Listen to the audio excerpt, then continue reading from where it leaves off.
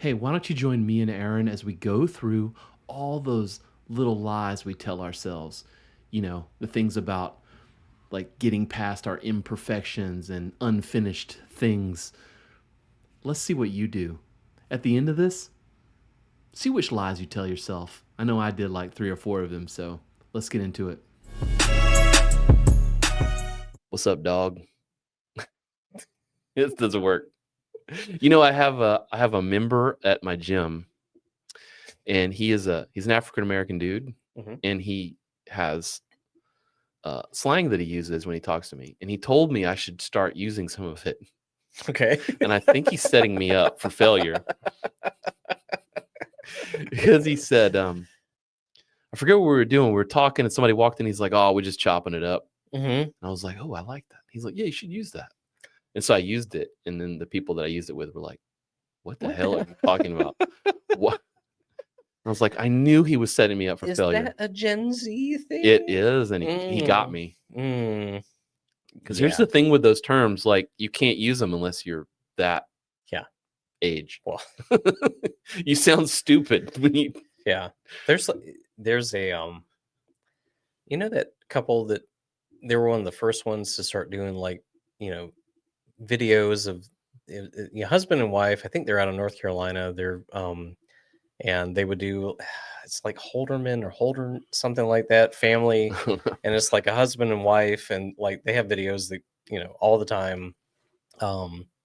And they, you know, like it used to be Christmas things, but now it's like, you know, here's all the songs from the 80s and how like they were so inappropriate, but I sang them all the time when I was in 8th grade. And but in like a pickleball thing. And then but one of the ones recently was like they were talking to each other in Gen Z slang, and then they had like subtitles underneath. For Gen Xers. Yes, exactly. It was, I mean, it was funny. It was like a rad, you know, like no, that's not what I meant, you know. So yeah, I think that sometimes it's you not should for us. Stay in your lane. I realize that. Yeah. But I also think he's messing with me. Yeah. Trying to get me to do it. That's good. I can't wait to meet this guy. He's cool. He's cool. I'm not cool. And that's one of the lies we tell ourselves. Yes. That we're cool. Yeah. Yeah. Yeah. We are not. We are older than we think we are. You always are. If you have to say I'm cool, you're not cool. You're not cool. It's kind of like if you have to say, in my humble opinion, you are not humble. Yeah, I know. I'm the most humble person you'll ever meet. I do not think that word means what you think it means. Diametrically opposed to what you just said. So Mark Manson, have you read? I do these debrief podcasts all the time, and always has one of his posts in it. Because I love the guy. Because I get him confused with Mark Maron. Oh, Mark Maron. Yeah, they're both funny. Yes. Mark Manson's not necessarily funny on purpose. Mark Maron's funny. Yes. Mark Manson is the subtle art of not giving a fuck. Yes. Guy. Okay. He's got a couple other books, but I think that's his big one. But this one post, and this was from a long time ago. This has been sitting here for us to get to for quite a while. Gotcha. Probably the history of this document here. But 6 common lies we tell ourselves. And you changed the direction of the show to that. Because I started to read through these, and I'm like, yeah. You know, as much as I think that I'm progressing, then I go, you know, I mean, in what way? I mean, okay, I just turned older last week. Yes. And I always think that I'm moving forward, and then there are times where I realize, like, some of the words that I say, like, so, and I find those when I say, you know, not that even the things that you lie to yourself about that you say inwardly, but then when you say it to other people, like when I say it to my team or my family or whatever, and we'll get to these, but one that I've said, you know, recently to my team is, you know, once we get past this, then we can do X, Y, Z. And guess what? You never get past it. Well, it's not that we don't get past it. It's it's not the hurdle you thought it was. Or it's like we get past it, and then there's another hurdle that's put in front of us that I still can't get to X, Y, and Z. Mm-hmm. Or I put another hurdle, or somebody like Right. anyway. Self-hurdle. Yes. Yes. So 6 common lies. I had a looking to see. Oh yeah, this one's on there. But I was literally having this conversation this morning with someone, which is why I told you I might be late. But having breakfast with a friend of mine who I'm helping him work on some projects, and he was talking about how he has to get over himself because he wants to do things, but his problem is he waits until he feels like it's perfect before he puts it out to the world. And the thing is, he never gets done, and he moves on to another thing because the thing he's working on is never perfect. Yeah. You have that problem? Yes. Yeah. Who doesn't though? I mean, yeah. I feel like I want to, like, I always, here's the lie. I want to be iterative. I want to just get to this thing, and then I'm going to come back and edit it to the next thing and the next thing. And I mean, you don't. No, you never. Most people, you never put the thing out. No. Or like, the perfectionism sets in. Yeah. And like, yes, then you stall and you never put anything out.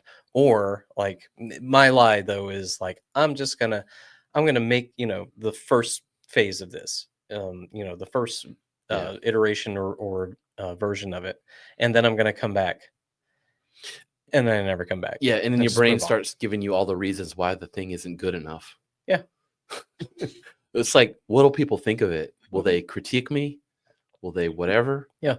I think there's a slippery slope there on the other side of that, though, which is you see it a lot in politics or just fame fishing. I don't know, where people will just put things out there just to see what the reaction is. You know what I mean? And I think that can be a detrimental side of it, where you're like, you're too comfortable with failing. To where, like, kind of like, was it Dennis Rodman? So we're talking about being Gen Xers, right? Dennis Rodman, right? Where it's like any exposure is good exposure, right? Yeah. And I suppose that's cool if you're that type of person. But and I think I'm derailing our conversation, but yeah, I think you do have to be careful with that. I do know people that practice in the space that I work in. One of the other companies that we work on, where they do that. It's just kind of like constant experimenting, and it's like, maybe you should have worked on that a little bit longer. But I get what you're saying, and I'm totally derailing. No, and I'm trying to figure out how to say this to where it doesn't come out political, because that's not the intent of what I'm about to say. But it wasn't mine either. But yeah, but when you mention politicians and then putting something out there to test it, yeah, I don't care what your political affiliation is. That as of right now, I would say that what I'm watching, I'm watching the financial side of things in politics. Right. And I'm listening. That's where my brain went. Right, yeah. And I'm listening to the financial people, not the politicians, because you already know that I don't care. Yeah. Republican, Democrat, whatever. We're very much the same. Yeah, I hate all of them. So sue me. But like, what I was told recently by somebody was that, like, if you don't understand that there's turmoil right now, no matter what you are politically, then you're a little bit crazy. Yeah, you're not paying attention. Right. You're not paying attention. You're just, and so basically what I was told was, hey, what's going on with Trump right now is that, it's the art of the deal. And, if you would just read his book, you would know that he puts things out there to test things. Yeah. This is what I was told. Yep. I'm not saying that this is me. Yeah, I have not read his book. Right. He puts things out there to test them, and with the whole idea that it's a negotiation tactic that, will almost scare people to where they'll come to the table. Yeah. And literally that is, what I read today, that, that's what he's hoping. Well, it's got me scared. I'm coming to the table. Well, and it has, people in finance, scared Oh, too. for sure. Like this is, For sure. this is the earnings period where companies CEOs are supposed to report what their earnings are. Mm-hmm. And what you are seeing financially is that they will report on what's happened before. Usually they then say, here's my prediction of things in the next quarter. Right. And you every can't. CEO is either doing one of two things. They're saying, I have no fucking clue. Yeah. Or I refuse, basically. I recuse Right. myself. Or they're saying, like, here's scenario A and scenario B. Right. And so, that's the stance that they're taking financially. Again, that's where I'm looking. But going back to what was said to me is like the whole idea with the art of the deal is that you put something out there to test to see what somebody will do, and then with the idea that that's not really what I meant. And again, I'm not getting into the politics of it. I'm just saying that that's the negotiation tactic. And then said, or what I was told was, so if they would just read the book and then everybody would understand what's going on. And I looked at the person and I said, you and I both know that people don't read. Right. So Right. so that's where the instability I feel is coming with just throwing things out there and testing them like that. And if we need to totally strike this from No, from the podcast, not at all. again, it's not a I think it's interesting. Because it's sort of a fine line. I mean, I think it's a place where your brain plays. Yeah. When we talk about not wanting to put something out, waiting for it to be perfect. Right. In those cases, whether that works or not, you have to do it that way. Right. Like, I'm not saying you have to do it that way in this case, but this is one person's in that idea way of tactic, negotiating strategy. That strategy might be the way you have to do it. It doesn't need to be perfect because you're not going to follow through with it anyway. Right. There can be mistakes in the thing as long as you get your point across. I think you can do that. Yeah. You can totally do that with whatever project you're working on. What I'm saying is, I think there's a slippery slope between that and like doing it on purpose, right, and doing it because you really don't have a clue what you're doing, right, and so, it's just a result, right. They're very different things. Yeah. And in some cases, it might be okay if you don't know what you're doing. Yeah. See, and this is where I think you're right. The distinction is, do you have a strategy? Is the strategy based on not a lie necessarily? Who knows? But in the case of tariffs, that might actually have real impact on American companies, in a negative sense. Exactly. You should probably be careful with that. Well, it's whatever. That not only companies, but the consumers is in general, of course, having to pay more. But in the case of my friend I was talking with, he writes. This is not his primary job, but he's got 40 years of experience in like military and law enforcement and all that stuff, and he does a lot of security work, whatever, but he also writes screenplays. He's got a connection to Hollywood, like a real connection to Hollywood. And so he's written screenplays. Right. And he's got like 5 of them. And I've read parts of some of them. They're kind of neat ideas and unique ideas. And he's hesitant to put them in front of people. Sure. Because he wants to finish the whole screenplay. And I'm like, bro, aren't they going to rewrite that the moment they buy it? He's like, yeah, they probably are going to. They're just looking for the concept. They're just looking for the idea. I was like, so you should do the work with anticipation that it will be reworked. Right. And that should be your strategy. Again, that's the strategy. That's the strategy of because that industry works that way. Right. And they might change it completely based on who they line up to put in the movie or the TV show, whatever it is. Right. Like they're going to throw it away. Right. They just want your idea. So package that shit up so it's an idea and get it out of there and make a bunch of them. Yeah. Because you have a ton of ideas, but you haven't put a single one in front of anyone because you need another year to finish the screenplay. I'm like, dude, that's not how that works. I totally feel for him because I have from God, I would say in my 20s to early 30s, I wrote not screenplays, but I wrote I'm going to use the word, and I think I may be right. The treatise. Yeah, I don't know. Yeah, it's not a treaty, but a treatise. Yeah, it's a French word, I think. To novels that I've never written, right. and my my aunt who just passed away, she I think I mentioned it once that I had this idea for a book, and I swear that woman never let up with every single conversation. It was like, "How's the book coming? How's the book coming?" And, like, I could never get past the, like, "Okay, I've got this, what I think is a pretty cool idea, Yeah. but I can't get the next piece." So maybe I should have just written the treatise, Yeah. and left it at that, Yeah. and then Right. said, "Go sell that." And not that I wanted to sell it. It was just like, I would Yeah. like to see this expanded, but I like coming up with like, Yeah. You have to do, in the case of that industry, I don't know jack shit about it other yeah, than what he or you or somebody else has told me. You have to do enough work to show that you own the concept. yeah, right, You can't just write a one sentence concept. You yeah, have to like do enough work to show that you own that concept. That's all you need to do, bro. yeah, It doesn't need to be perfect. yeah. Well, and actually, But when it comes to tariffs, yeah, maybe you should like take a minute, bro. Get a lawyer. See what's up. That's all I'm saying. right, right. I will say on the novel side that the majority of books that are, and also nonfiction as well, the majority of books that are written, they write the first 2 to 3 or not paragraphs, chapters. Right. However And shop long it the chapter, around. and then they have the outline for the rest of the book, and then that's what they shop around. That's your treatise. Makes sense. Yeah, and Pay me to finish it. right, pretty much. I mean, I've got this idea, and so I think that is a common thing within think so too. screenplays. That's a common thing within novels and even nonfiction books.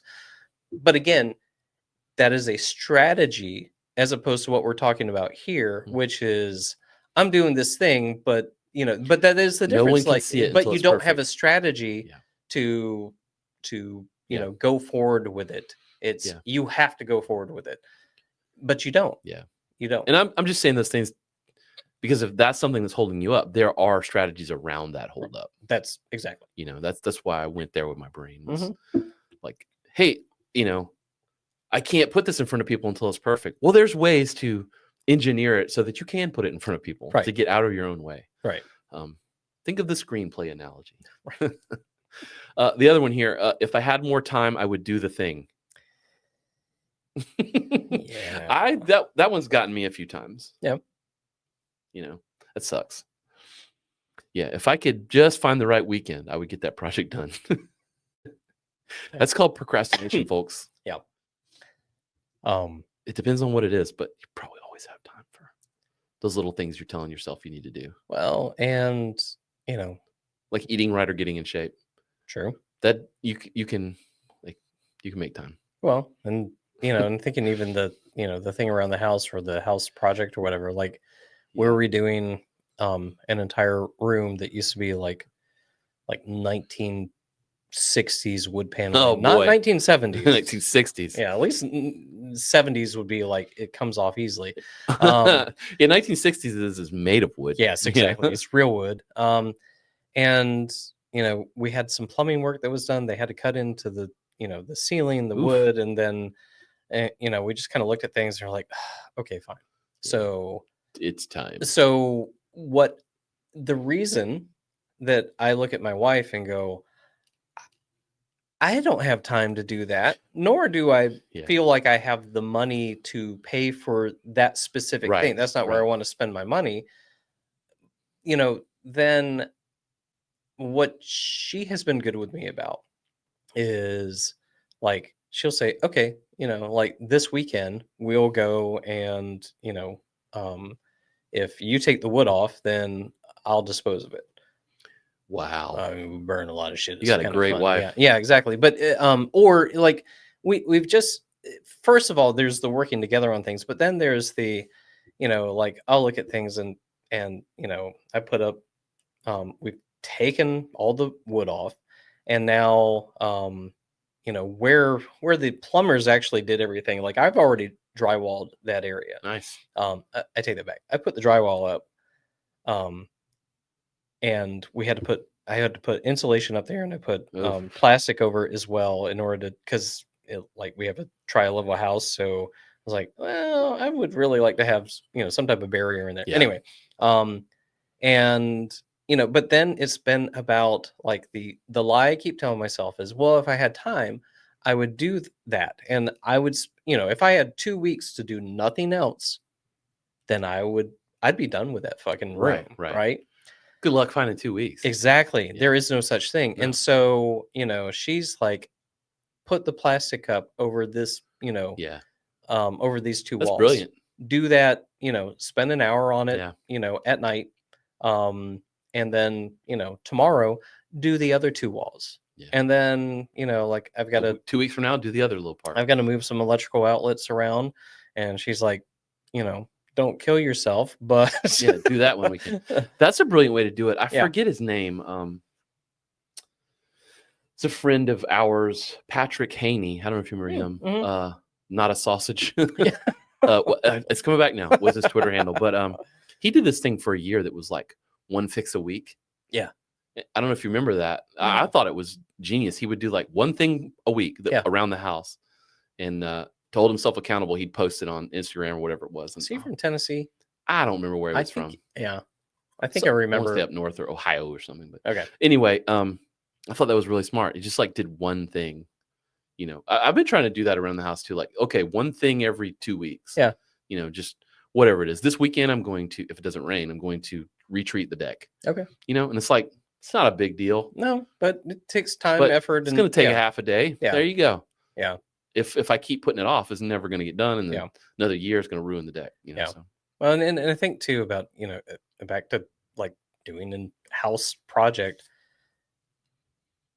I am fearful, like your friend, of not having enough time to do it all in one sitting to where I will just not do it. And that was her whole point, which was do a bit of it.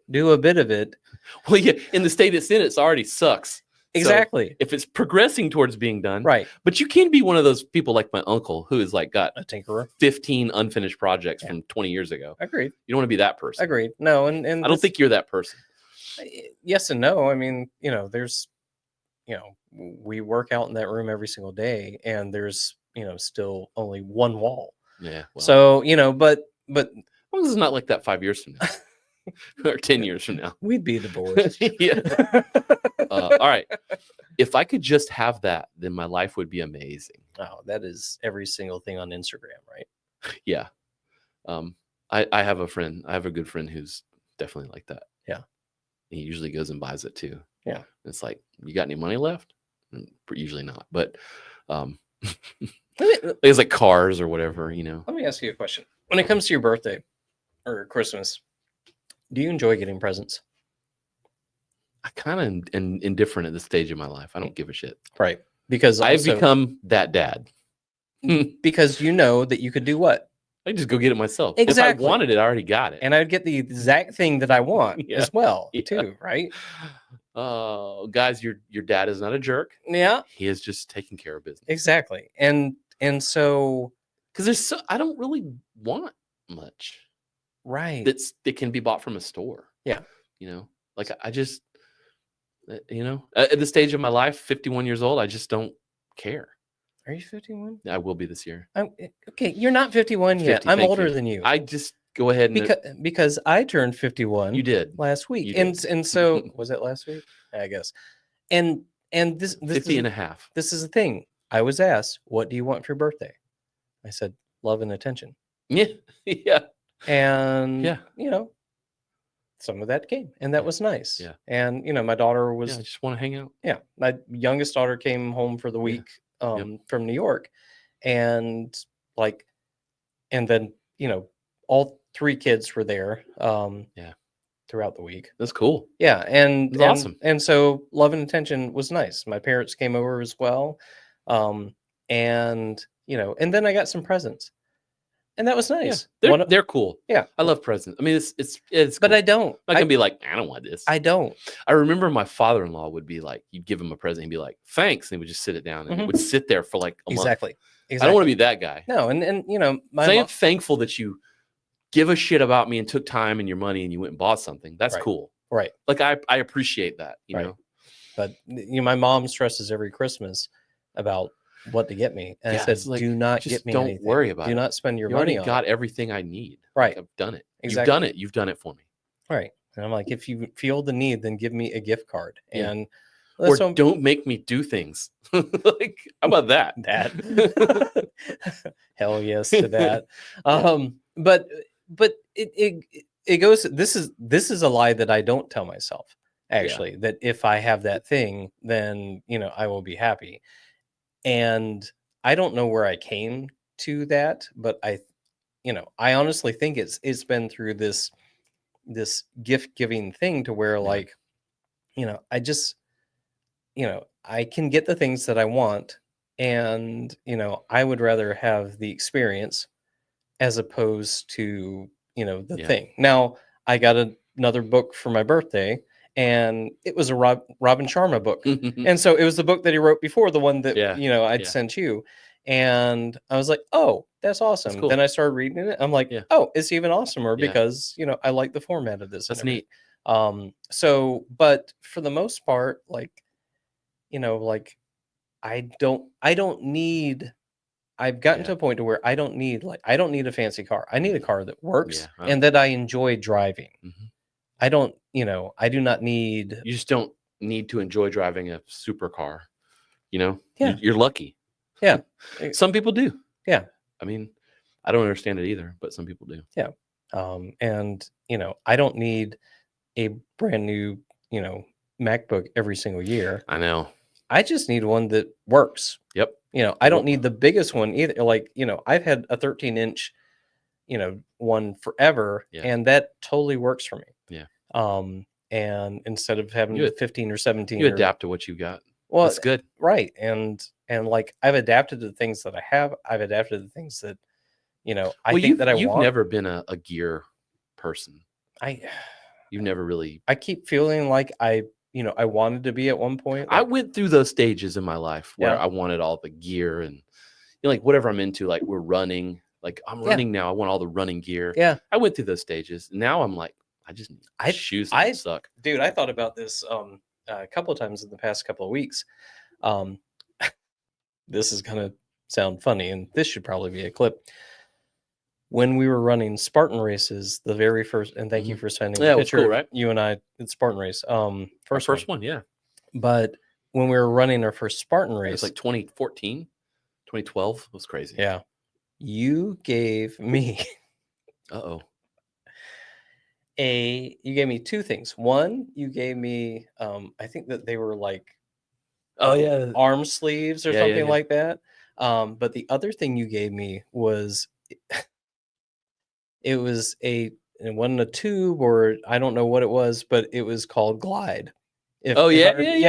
And I'm like, what the fuck is this for, dude? Now you know. Now I know, because so to the general public that may be watching this, it's something that as a runner you would put on in order to not chafe in places. You put it on your balls. Yeah. Well, you put it on your balls. Yeah. And you don't share Glide with other people. Exactly.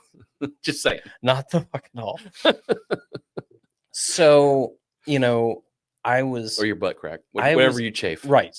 And so I was running a couple of months ago, and I had a hole in my underwear.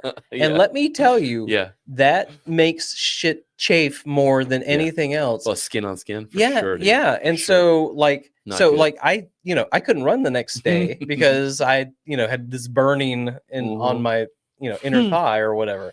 And so now when I run, I'm back up to like, a 10-mile run each week. And when I do that, the first fucking thing I do is I go and I put petroleum jelly on, because that's what Glide was. It's just in a stick. Yeah, exactly. But I was like, and so I thought about it, last week, actually. I was like, yeah, okay. Like, I wonder if I should go get that Glide stuff. And I'm like, this works. Anyways, but that's what I mean. Like, I don't need that. Yeah. And what you were saying, like, we got all this gear and everything. Glide was one of the things. And now, like, like, it's packaged differently, but it also costs probably like $10 less. Probably. And has, it's just the concept. Right. Yeah. So it's, I think that, they're like I remember it was like the first Spartan Beast we did. We got down in the one bottom valley and we're like, why does it smell like mustard? Oh shit. It's mustard. Wait, why does this valley smell like mustard? There's mustard And then we packets turn the corner, everywhere. there's like a bajillion mustard packets on the floor. Yeah. But there's all this fancy like anti-cramping stuff. Mhm. Turns out you just slurp on a mustard package. Right. Which is gross. I watched the cross country team, that my daughter's on, and one of the pickle companies, they figured out. Yeah, I got a pickle. They just have the little pickle, juice that's the same thing You as get that the for Publix, 5 hour. Yeah. And I'm like, well, you could buy that, which is great. Yes. You could also just, I don't know, have the jar of pickles that cost the same amount. Just slurp it out of the pickle. Yeah. And you eat the pickle. All right, exactly. But yeah, the mustard packets were like it's weird. Oh. But it works apparently. Yeah. All right. If I could tell them this, then they will finally change. No, that's never going to happen. Yeah, I think about that one a lot. Yeah. I've got someone in my life that I have like a running list of shit I need to tell them. And I just never do, but I don't tell them because I just don't think they're going to change. I have stopped friendships because I finally realized that this is never going to happen. Yeah. And not that I don't, love those people and, Mm-hmm. and they were instrumental in my life at the time. But, there's a certain point to where you just go. Yeah, it is what it is. Like, I may not change on some things, but I know based on their history that they are truly never going to change. And had to make a decision whether I wanted to continue dealing with that. And so, I want to be there. I want to be helpful. I can think of one friend in particular, I wanted to be there. I wanted to be helpful. I wanted to be positive in that person's life. And then at a certain point, I'm like, I cannot take the, why me? Everything's against me. The world is conspiring against me. I know, man. And then I'm going to complain about it. And because then I can't be who I want to be. Which it's also a circuit that you just go over in your head where you're like, should I tell them this? It's going to hurt them. Should I tell them this? It's going to hurt them. Yeah. And then you just wind up putting up the same shit over and over. And it's like, well, either fucking tell them. Yeah. So that it will change, or just shut the hell fuck up about it. Right. And move on yourself. Like, right. Yeah. It's been a long time since I've been in like a relationship other than, being a married person. But I can imagine that's one that people toil with a lot. Right. When trying to get that person to be just like you want them. Yeah. And listen, if there's, no kids and no legally binding, then, contract, then just move on. Maybe. Or maybe. I mean, it's, we're not saying to go break up with your significant other, but not gonna pretend I'm the best relationship counselor here either. All right, everything is perfect. Everything is ruined. Yeah, it's never either or. No, I've had moments in my life where I thought, "This is it. Everything is over." Yep, it's not. No, he just kind of kept going and dealt with the thing. It's when you have kids and especially teenagers, that's where everything is. Nothing's ever perfect, but everything is ruined. When I think about my kids, though, it kind of is. Yeah. It's always been perfect. And I know I'm whatever you want to talk about. Hey, he's lucky, whatever. But I think about, now both of my children are in college, and they don't during the school year, they are not in the house with us anymore. Right. And I just think about they're going to be home for the summer. We're going to spend time together. It's going to be great. And I lose sight of how great it was when they were there the whole time. Right. You know what I mean? And I reminisce about that stuff. And now I look forward to the future stuff. And it's like, am I in between perfect moments? No. I mean, it's good now. Everybody's healthy. Yeah. They're doing their thing. Yeah. I'm doing my thing. Yeah. Wife's doing her thing. Everything's going forward. It's pretty good. So it's not like it's going to be perfect, or it was perfect, but now it's not. Just live in the moment that you're in, and stop worrying about one day when it will be perfect, or you remember when it was perfect, and now things are shitty or whatever. Right. We don't want to, like we said, we don't want to be too political, but even with that, it's not forever, dude. Right. I refuse to be And I know there are a lot of anti-Trumpers out there and stuff, and like to them, and I see the YouTube videos. I mean, to them, the world is fucking ending. Mhm. It's fascism. The world is almost over. I mean, I don't think so. Yeah. I Well, mean, I refuse to live in that yeah. mindscape. And I know that's probably, you're probably being triggered by that, but like, I can't live in that mindscape. It was the same thing when we were dealing with COVID. Like, I'm going to take precautions. I don't know what the hell this thing is, Right. but I refuse to live in a state of fear. Yeah. You know what I mean? Yeah. I just can't do that. I'm not fearful of what's going on right now. I'm cautious. Yeah, I'm in cautious confusion. Yeah. Which I think is where everyone is. Yeah. And I think some people can't deal with that. Yeah. And some people don't give a shit. Right. And it turns out some people have no idea what's going on. I was talking to somebody yesterday. Bliss. Like, wow, you are in a great spot, bro. Yeah. Like, damn, I want to be like you. Yeah. No, but that's actually usually where I'm been. I told you I don't watch the news on purpose. I don't want to go down that path of the death spiral of everything's wrong because it's not a good place to be. No. I remember when my grandmother was alive, she would have CNN on full blast volume all the time. Yeah. And I remember, not one of the last times that I went over there, but went over to her house many, many years ago. So she passed away in 2010. So this is like, I don't know, 2008, recession going on, 2009. And I remember walking in, and in like a 45-minute period on headline news, there were, I don't know, 3,000 deaths that were reported. Yeah. And then there was like, like in a half-hour period, like all the world's news was, bad. Yeah. And so that was always the thing that I think back to, like, I can't consume that and also try to deal with life if that's, and so the death spiraling that, look forward to doom scrolling. Yeah, doom scrolling and all that shit. Like, I refuse. Yeah. And what was the point of all that? That, everything and is now, ruined. well, yeah, everything's ruined. And that's where it was basically there. I know that everything's not perfect. Yeah. It never has been. No, and it never will be. But I also know that everything's not ruined. And so, as a parent of teenagers, I still have to look at that. And when they say things like, like I look at them and go, is that the worst thing that's ever happened to you? Yeah. Well, no. But like I also know that, when I was that age, like broke up with a girlfriend or something like that, it was the worst thing that ever happened. It's all about perspective. Up to that point. And at 51, I have different perspective, and that is my job now to impart that like, you should what you're going through sucks. What the world and the country is going through right now with turmoil, it sucks. I don't care what like what side you're on. It sucks right now because if you are on one side, then you're going, oh my God, you're right, the world's ending.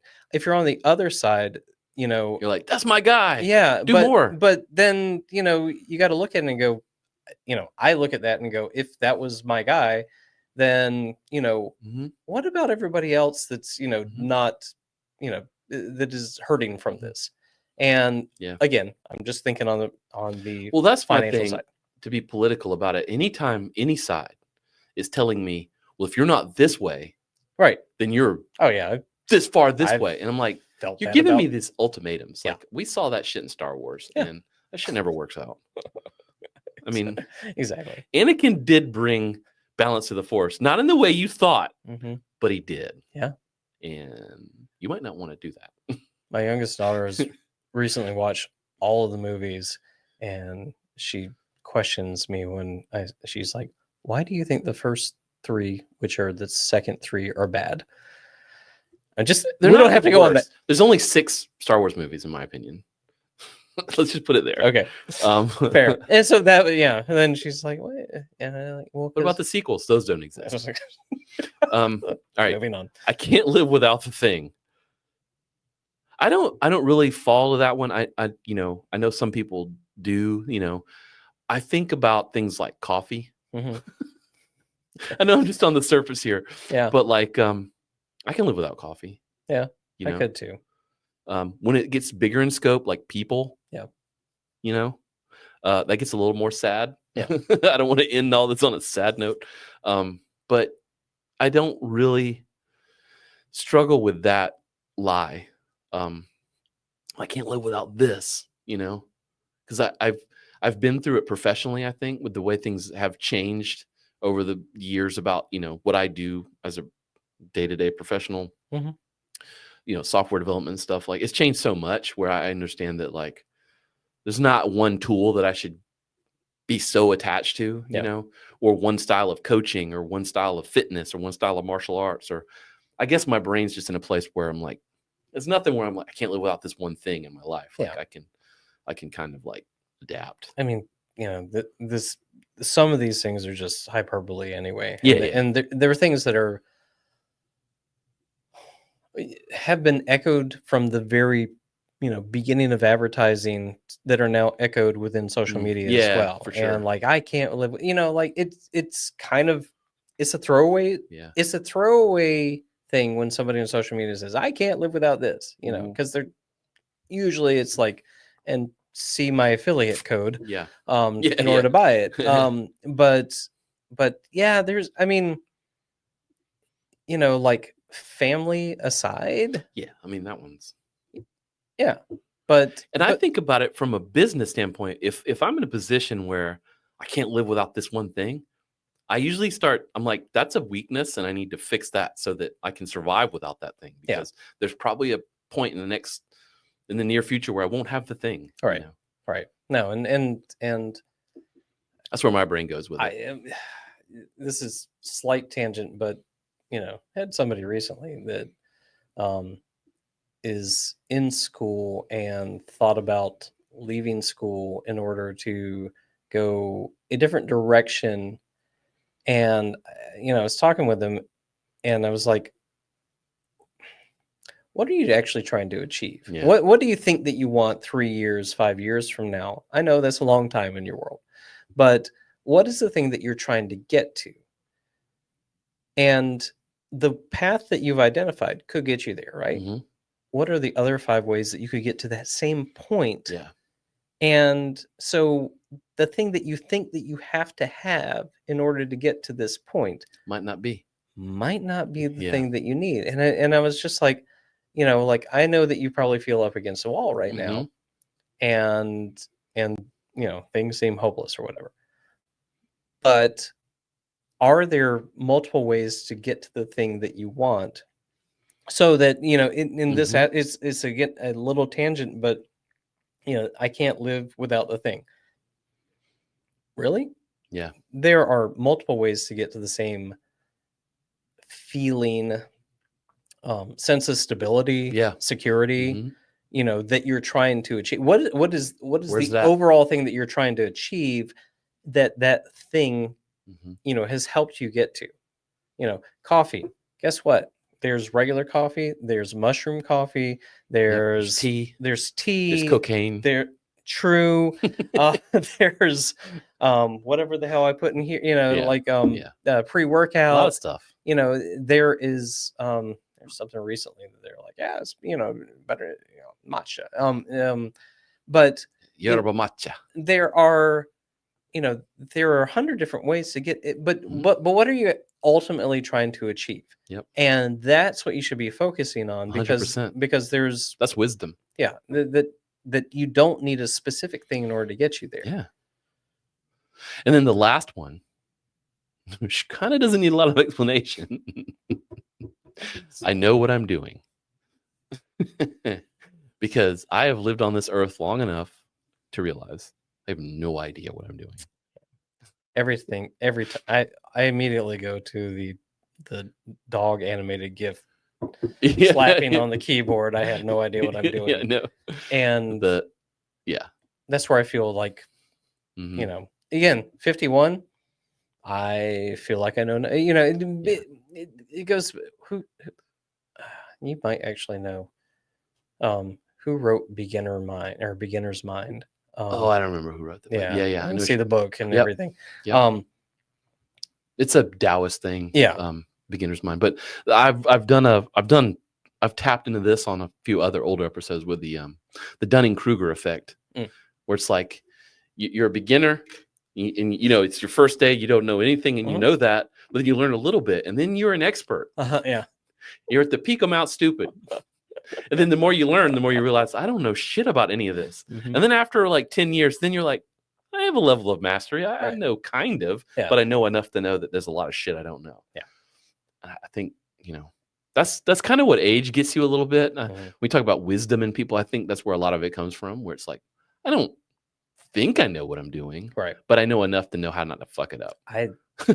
And you know what I mean? Yeah. And in a work sense, a work sense right now, like I actually feel like AI has helped me realize that more and more. Yeah. And that, I know how to do the things I need to do in order to get the shit I need to get done. Now I'm learning that, and when I go into one of the thousands of, AI things right now, and if I were to do like a marketing strategy for a particular product right now, like the shit that comes out of it, and I've tried it in multiple different platforms, and the shit that comes out of it, I go, did I ever learn that in school? Ever? Yeah. And then like when I listen to some podcasts, on marketing, I'm like, I have an MBA in international marketing. I'm like, did I just miss those classes? Do I not get, and so I start to question myself of what, not only what did I not learn, what did I not keep up with, but also like, well, now I'm learning some things that I thought I knew what I was doing. There's always a dude somewhere doing it slightly different that seems genius. There's always somebody that knows more than you do as well. Yeah. And that's I have definitely said this to myself. I know what I'm doing. Oh yeah. Or that's the stance that you would take with, I don't know, your significant other or something. I know what I'm doing. Yeah, I know. And then when teenagers always, I know. Yeah. I mean, do you? Yeah. Pretty much. I'm just a teenager, and we've established that, and I'm sure you are as well. And then, then it's pointed out to you, again, through AI or through, your wife. How much you don't know. Yeah. And if you're willing not to lie to yourself about that and be open, that's why I go back to the beginner's mind. That's humility. Yeah. And, I'm not going to say that I, in my humble opinion, I'm not the most humble person, but I'm also, like I'm not the most I don't have the most humility of anybody in the world. However, I feel like I have enough of it to understand that I don't know everything that I don't know. Yeah. And that when somebody points it out to me, there's a knee-jerk reaction to go, fuck you. Yeah. Well, you're a Gen Xer, so. Right, exactly. True. But, whether that is, my wife or my boss or the internet, AI, it doesn't matter that I feel like I've gotten to a point now to where like I'm a little more open to listen. Yeah. Then obviously, like I used to call myself pompous when I was a kid, and I lived on top of that. I lived on being such a pompous asshole. Some people do. It was like, and that was probably like that's my personality. Being in acting for I can imagine. 15 years, and like I'm on. Yeah. I'm pompous. Bish. I project that and everything. Gross. Yeah. And now I know that I, truly, I know a lot, but I still don't know enough. And that's honestly what gets me through the day going, how do I learn to get better? Right.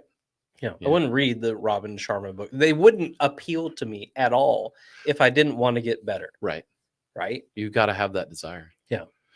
And that's where that comes from. You don't know everything. Right. I mean, if you do, cool. Like, teach me some stuff. Yeah. Yeah. Wow. That was cool. I'm glad we redirected to that. Yeah. I'm glad we can finally check that off of the list of topics to go over. It was a good one, man. No, that's I agreed, and like, again, knowing that those are lies that you tell yourself is so much more helpful. Yeah. And if you continually go back, I think, and reassess that like, what am I?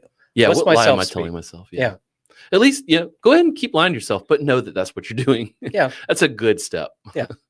Exactly. Yeah. But knowing that you're lying to yourself on some things, I think eventually helps you get to a different point. Yeah. And, yeah, that is so valuable in your life. And God, I just feel like I'm on an Instagram post right now saying that. You But might be. yeah, I might be. That's so valuable in your life. But it really is. Yeah. It's the self-awareness. And if you don't have that, this is all about being self-aware. Yeah. And if you don't have that self-awareness to know that you are not self-aware enough, then what are you doing? Yeah. Which came first, self-awareness or self-awareness? All right, man. I appreciate it. Thank you.